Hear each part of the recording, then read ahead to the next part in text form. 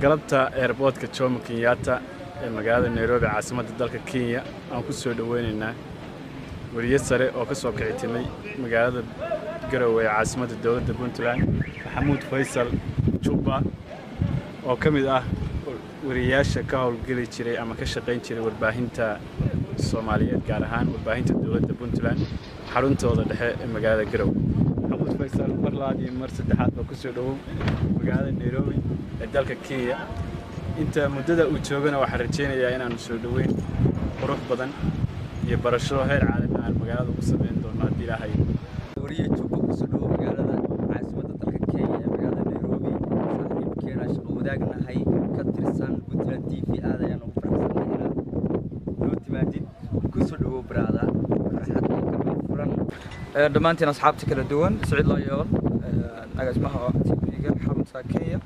sidoo kale Jaafar Cabdalla iyo saaxiibka jaamac dhamaantiin wadii ka mahad celinaya waqtigiina halkan aad igu soortaan xilliga message-ka la soo diray waxay labada duurnimaad garoonka timaadeen waqtiga adeenu joogno waa 5 galabnimo maqribka ku soo dhownahay waxaan aad ka mahad celinaya waqtiga inta leeg aad joogteen garoonka aad halkan isku timaadeen hadaynu nahay bahda warbaahinta dawladda Puntland waxaanu bahwada ku nahay oo kulmisay waa shaqada baaxadda leh aynu hayno maadaama aynu inta badan ka duwanaa warbaahinta kale oo aan ka howlgalno warbaahin ku hadasha afka dawladda Puntland wakiilka Puntland Nairobi waan ugu mahad celinaya soo dhaweyntaas qiimihiisa sareysayga bahda la shaqeysaba saaxiibayaal kulli abalkana ma gudi karo waan idinka mahad celinayaa mar labaad iyo mar saddexaad soo dhaweyntiin intaan joogana waxaan rajeynayaa insha Allah kulli daadir si fiican baa liisoo waxaan rajeynayaa inaan noqon doonino aan ila joogi doono muddo kooban insha Allah bidnillah laakiin waqtiga waa koobnaa walaan ku soo baxay hawlaan oo yimid laakiin waxaan rajeynayaa sida ay soo dhaweyseen ka badan ba inaan Nairobi aan saldhigan doono aan waqti badan wada qaadan doono insha Allah bidnillah aad baan u mahadsanyahay balarak bilicdiyo dhismaha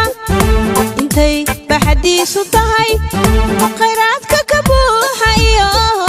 siday nabadu bileen balarak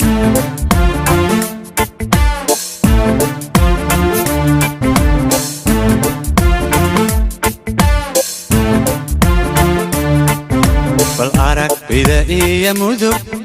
بعد وين إيوه قلدقو بلدك قال كعاية إيوه بريقة حولها كنون بالأراك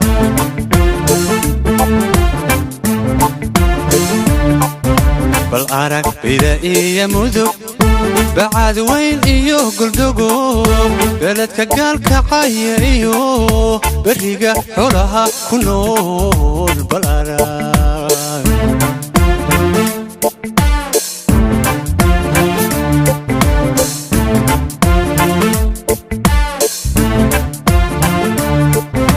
balarak عاصمة بيران balarak diriska